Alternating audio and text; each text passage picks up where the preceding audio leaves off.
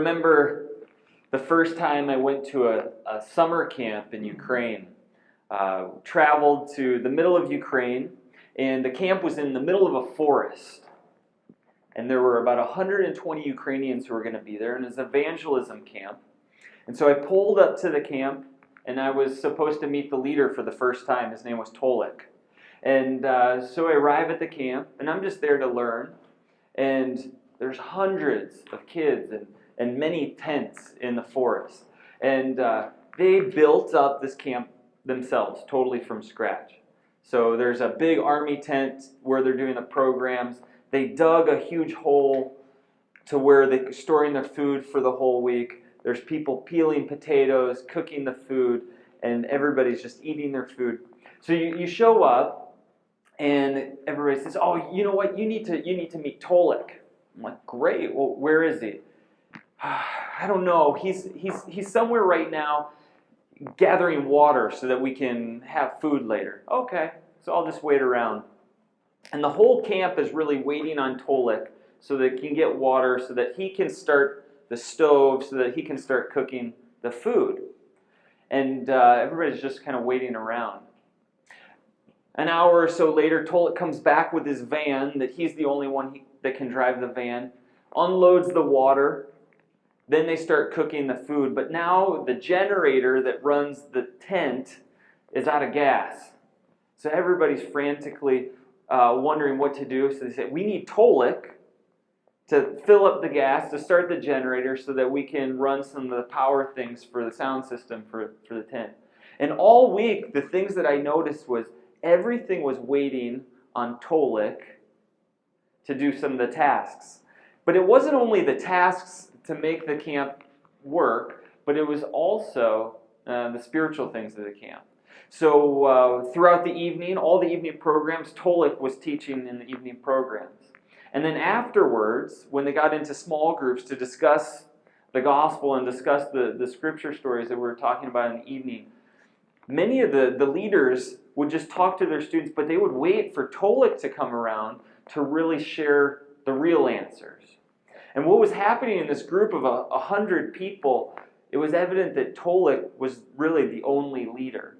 Although there were other people who had potential and capacity who could lead, what was happening is he was really the only one leading, both in tasks, but also leading other people. And it became evident, especially when sharing the gospel, because I would be in conversations with young people and some leaders who knew how to share the gospel, but they wouldn't share the gospel until Tolik first shared it so that they didn't make any mistakes. And I watched how ineffective it was at this camp, and how much more successful it would have been if he had trained leaders to do that work. I returned back the next year, and I remember after that camp first that Tolik had said how tired he was. It was the most tiring week, 2 weeks of his summer. It was difficult for him, but he saw how important it was because there was 100 young people at this camp. But what happened was the next year, it was the same cycle. He was building up, doing all these things. He had to go to the camp 3 weeks early to prepare everything. He was there again to do all the work in the kitchen, to prepare the tents, to prepare the generator, the chainsaw, but also to teach the messages, lead the small group, share the gospel. And he was responsible for following up with any students who trusted Christ. And you can hear and you can understand that it wasn't very effective for reaching and long-term growth in any of the young people.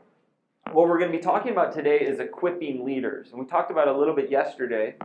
How do we equip leaders, but also equip leaders of leaders? Equip leaders who are leading people spiritually.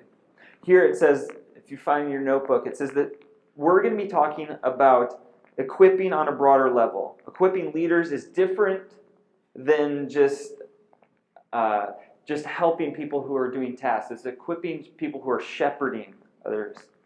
Let's look at Ephesians chapter 4. Yesterday, Marushka, we went around the room and she kind of asked us what we thought our spiritual gifts were. In chapter 4, verse 11, it says this. It says, and he gave the apostles, the prophets, the evangelists, the shepherds, and the teachers. So oftentimes we focus on what are your giftings? Are you a teacher? Are you an apostle? And sometimes we think, I'm a teacher, so I want to improve my capacity at being a better teacher. But what we see in the next verse is to equip the saints for the work of the ministry. If you think about this, that you have been given a gift, whether it's as an evangelist, as a teacher, as an apostle, for the purpose of equipping others in that gift. What would it look like if you as a teacher did everything to equip other people to be better teachers rather than teaching yourself? How would it change your ministry? And I believe that equipping is the unseen work in multiplication. If you ever see a ministry or a youth ministry or a church that's multiplying, what you're going to see behind the scenes is somebody who's equipping other leaders. It's not about the main leader or somebody who's up front in front of everyone else, but it's actually about someone who's equipping other leaders to do the work. I remember when I went to a church just after I got married. I went to this church really for the first time, and my wife and I were looking for a small group to attend. And we were recommended to go to this small group of Ed and Nixie, this couple. And Ed was so excited that we were there for the first time. He wanted to hear our story.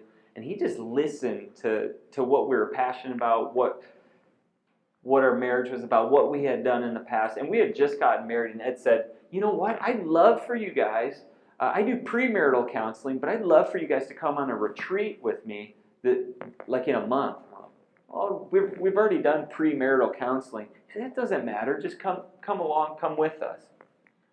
We didn't really know what to say, so of course we went along. And for a whole weekend, we were studying some of the principles that you usually study before you get married. We had been married only a month, but it was really powerful. But during that time, Ed was always taking time out away from the group to just listen to us, talk about marriage, work through some things, suggest things for our marriage. I just felt really cared for by him. But in that process, he heard about our passion for youth ministry. It was about a week later after that Ed called. He said, you know what, I was talking with the youth pastor, and they need some help in the youth ministry team. And so I really think it'd be great for you and Christy to serve in youth ministry. Would you guys consider doing that? Well, we're kind of planning on taking some months off and I think it'd be really good for you guys to serve. So because of Ed's kind of encouragement, we started serving in the youth ministry. Then we started attending this young marrieds small group. Couple months after that, Ed said, you know what, I think it'd be really great, Ben, if you had the opportunity to lead the small group next month. This is kind of what I'm thinking for the topic and where we're going to be going. Why don't we start meeting once a week, and let's go through the Word and talk about kind of where we're going as a small group and maybe how you could lead in the future. And I felt pretty encouraged by that, so we started meeting once a week, going out to breakfast before work, and he just started sharing how he leads small groups, what he's noticed in working with young married couples, and he just continued to invest in me. And I'd kind of look around and think, why does he want to spend so much time with me? But what I noticed is Ed wasn't just spending time with me. All around him, there were people in our small group, people in the church where he was really equipping them for ministry. He listened to what they were passionate about, and then he connected them to the right people and gave them the right training to make them successful. Shortly after that, he started to hear our passion for missions. So my wife and I were 22 years old, and this is a church of maybe 2,500 people. And they had no international missions trip for high school students. And I just thought that was kind of strange. So I mentioned this to Ed. He said, well, it sounds like you need to change that. You know, it sounds like you need to really to build a team and bring a team and do an international missions trip and equip a team to do that. So, but, you know, how can I even start? I can't just show up to a large church and just suggest, I'm 22, but I'd like to take 17-year-olds to Czech Republic for the summer. He said, we can figure it out. And so Ed started to help me figure out how we could do something like that. So he set up a meeting with me and the missions pastor of the church. he kind of vouched for me. He said, you know what, I really believe in Ben. And through that relationship, that next summer, we brought a team of 9 people to the Czech Republic. And after that, we brought mostly elders, kids, people who are really well connected at the church. And it was only because Ed had come alongside me, showed me how it could work, and also he believed in me. And this is just a pattern of Ed's life. People who I had talked to in the church, they'd say, you know what, when Ed was a youth minister, he really equipped me for ministry. And there were people doing all different things in men's ministry, women's ministry, because of Ed's encouragement and equipping. But it was always behind the scenes. He was never up front equipping. He was always one-on-one equipping us as leaders, giving us opportunities. Have you ever been around a leader like this? Where you just, everywhere around them, people are being equipped for ministry. How can we be leaders like this? Let's look at point B, and let's look at how did Jesus prepare the context for leadership training. In Mark chapter 3, I'll read verses 13 through 19. And he went up on the mountain and called to him those whom he desired. And they came to him. And he appointed 12, whom he named the apostles, so that they might be with him, and he might send them out to preach, and have authority to cast out demons. He appointed the 12, Simon, to whom he gave the name Peter, James the son of Zebedee, and John the brother of James, to whom he gave the name Boanerges, that is, the sons of thunder, Andrew and Philip, and Bartholomew, and Matthew and Thomas, and James, and Thaddeus, and Simon the Zealot, and Judas Iscariot, who betrayed him. What do you see from these verses? He didn't just say, hey, I wonder, oftentimes in our churches we say, gosh, we really need small group leaders. Why don't, raise your hand if you're interested in being a small group leader.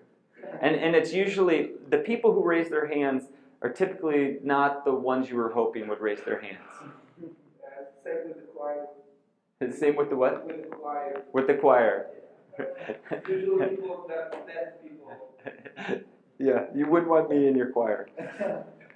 But here's the things we notice. One, it's public. The larger group needs to know this person's role and responsibility.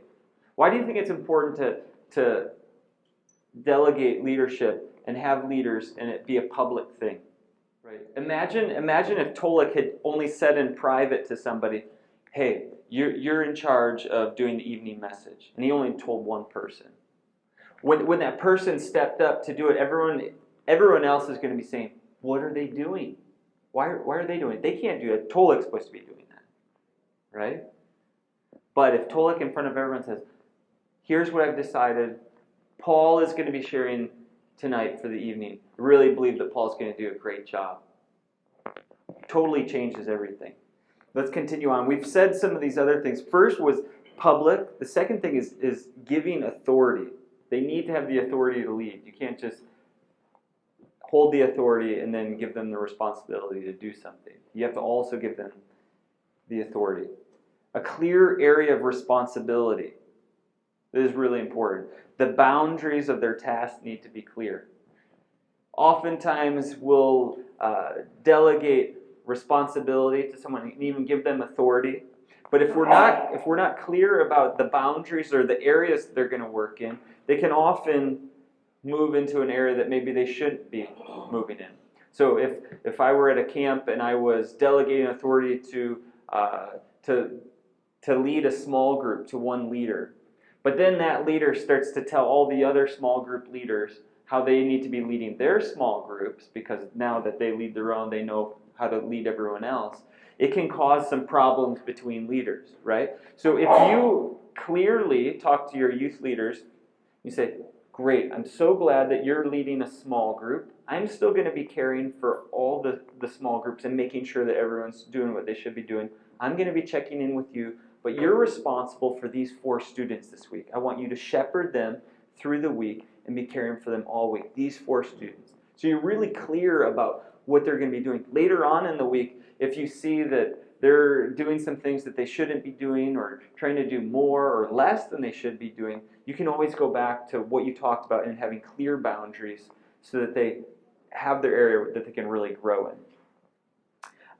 They were appointed to serve. They need to use their role not to lord it over other people. One of the dangers of equipping other leaders, when leaders are young, they can get proud quickly. So if you say, I want you to care for these 4 leaders, if their immediate response is, I'm in charge of you 4 this week, I'm going to show you exactly what we're going to be doing every day, and they're just kind of lording their authority over those 4 people they're leading, that's something that you really have to watch and be careful of. Let's open up just one passage on that theme in Matthew 16, 13 through 19. So as leaders, we need to recognize that we're servants of others. That we have come not to lord over other people because of our name or authority, but we are here to serve as Christ has served us.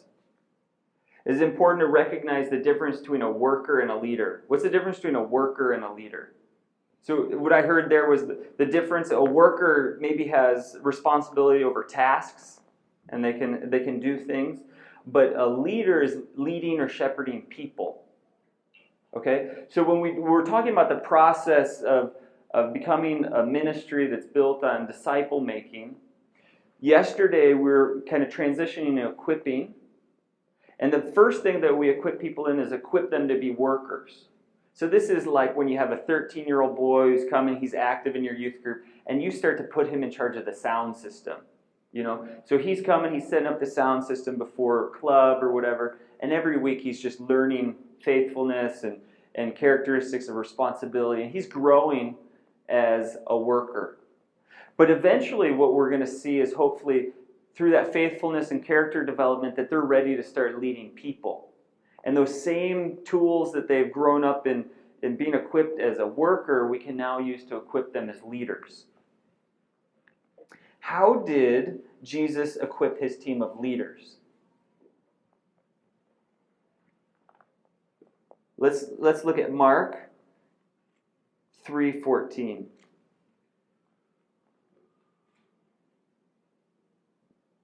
says, "And he appointed 12, whom he had named the apostles, so that they might be with him, and he might send them out to preach." One of the key things about Jesus and his ministry is he was with them. How often do you have people that you want to equip as leaders with you? One of the principles that I started just living by is I will not do any leading unless I bring someone with me. So anytime I go on a trip in Ukraine to visit a youth group, anytime I'm in charge of any camp or anything, I always bring at least one person with me. Try and bring 2 or 3. Now, what are some of the challenges of bringing people with you? There are some practical things. It takes a lot of time. It makes it more difficult in time because now you're working with multiple schedules. Like, if I want to take a trip to a youth group 6 hours away from me, well, now I got to wait for this young guy to get out of university classes. I got to work around his schedule. It's more expensive. I mean, I have to change my travel arrangements. He's coming with me. A lot of times that means, I'm helping pay for it. It means when I get there, people are wondering, hey, so I'm always explaining everybody who's with me. It's a lot harder. And also I'm explaining everything that I'm doing and why.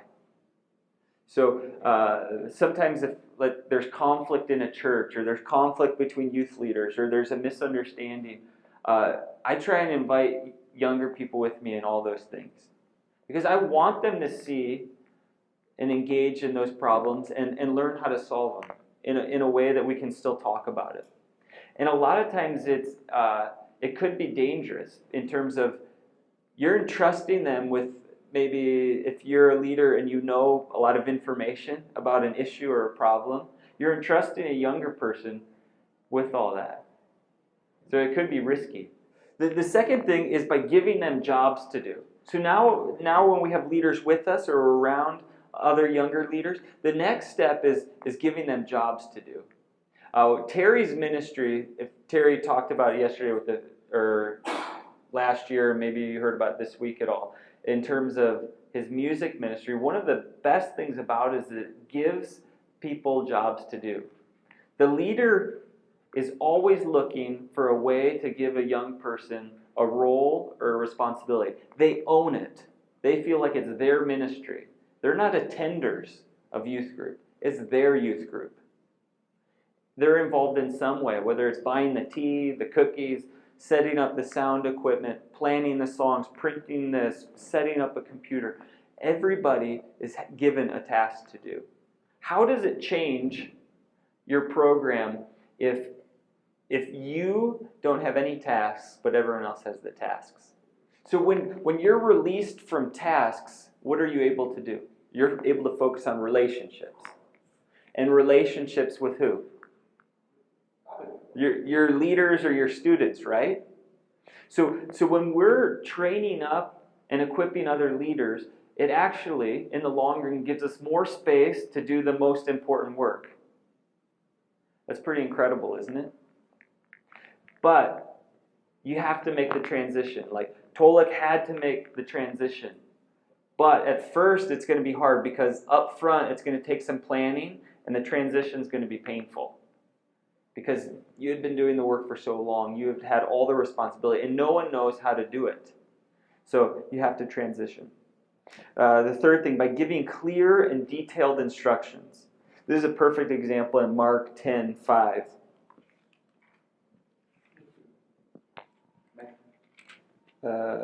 Matthew 10:5, sorry. So Jesus is sending out his disciples. And just listen for the detailed part of the instructions. Go nowhere among the Gentiles, and enter no town of the Samaritans. I will continue on. But go rather to the lost sheep of the house of Israel, and proclaim as you go, saying, the kingdom of heaven is at hand. Heal the sick, raise the dead, cleanse lepers, cast out demons. You receive without pain, give without pay. Acquire no gold or silver or copper for your belts, no bag for your journey, or 2 tunics, or sandals, or staff, for the laborer deserves his food. And whatever town or village you enter, find out who is worthy in it, and stay there until you depart. As you enter the house, greet it, and if the house is worthy, let your peace come upon it. But if it is not worthy, let your peace return to you. And if anyone will not receive you or listen to your words, shake off the dust from your feet when you leave the house or town. Do you see how much detail he gives to his leaders as he's sending them off? Why does he give them so much detail? He wants them to know exactly what to do. Right. He wants them to know exactly what to do. About 6 months ago, I told one of our leaders, I said, we're doing a camp this summer. You need to find the location in the mountains where we're going to do camp and make the agreement with the facility that we're going to be going to. She said, okay. I mean, she's a Ukrainian girl. She's grown up in Ukraine. She knows the facilities. She knows how to find them. Month after, I said, okay, where are we going to be doing camp? I don't know. What do you mean you don't know? I don't know. I haven't done it yet. Okay, so I just let it go. I just figured she's going to get to it. 3 months later, where are we going to be doing camp? I don't know. I honestly, I don't even know how to find a camp, what to do. Like, do I just call them? How do I find a good camp? And she had no clue where to start. She had no clue how to talk to an owner of a facility, negotiate a price. So I literally had to write down step by step. Okay, you're going to call this guy Volodya.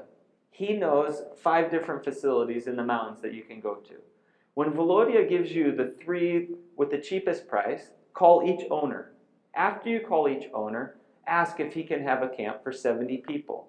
If they can have 70 people, ask if we can bring a sound system and be loud after 9 p.m. if we can do that, can we do it in these dates?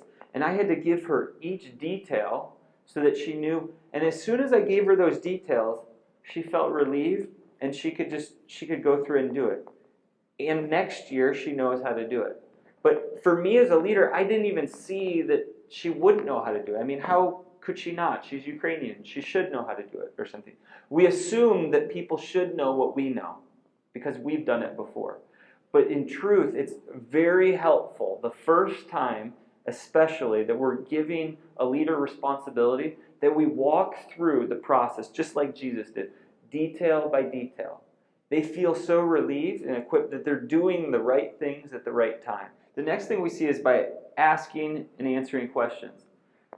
We know that Jesus asked a lot of questions, but in equipping his leaders, oftentimes they would come to him with a situation and ask Jesus what to do.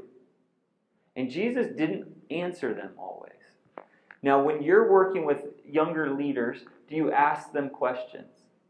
There's the guy who leads our youth club every week. He's 18 years old. He has a ton of potential. And so I meet with him each week, and he always comes to me with pretty specific questions about a situation with some of the leaders or a situation that he's trying to work out for where to go with the club.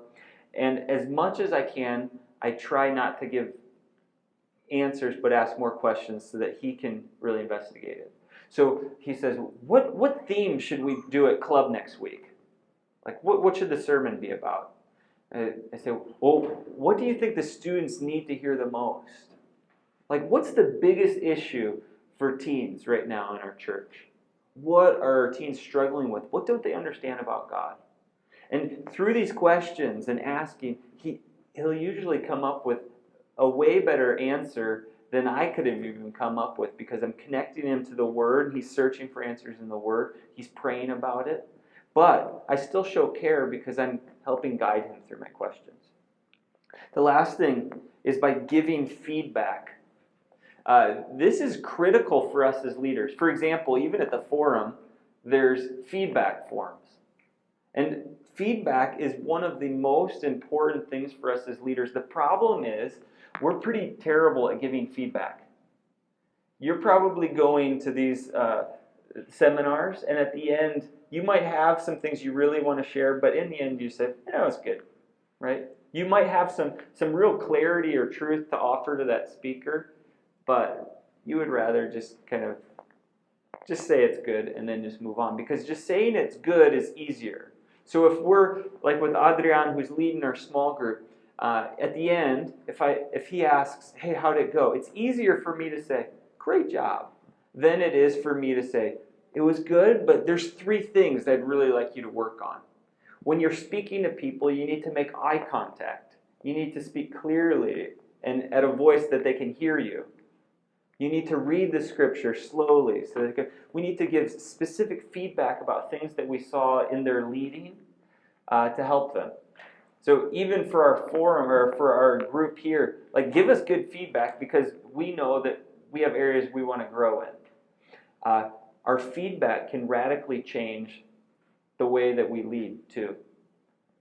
Have you ever had this experience where someone gave you really good feedback that has changed the way that you lead? And if you've ever gotten good feedback, you feel really loved in it. So you can tell because somebody's really caring for your heart.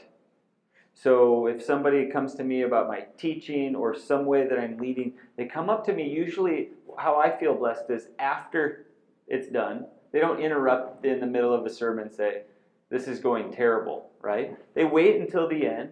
They come up to me on the side, and they point out the things that they thought I did well, and then they point out the things specifically that they thought that I could do better. And in that, if we have a relationship, I feel really blessed by it. It's incredibly helpful because we don't even know how we're leading sometimes. We need an outside perspective. Let's continue on to the next part. We'll talk about this process of leadership preparation. We see that there's some stages where Jesus took the apostles from raw recruits to the point where they're capable leaders, where they really launched the early church. Similar to what we were talking about before. The first one is just a leadership apprentice, just being with him. The next is leadership training. He sent them out. He gave them specific tasks to try and do step by step. Then leadership delegation. I confer on you. And the last is leadership multiplication. He laid hands on them and sent them out as fully trained leaders. Another way to look at it was, you watch me do something. Watch how I lead. Watch how I teach. Watch how I lead a small group. They're just observers. The next step is, let's do it together.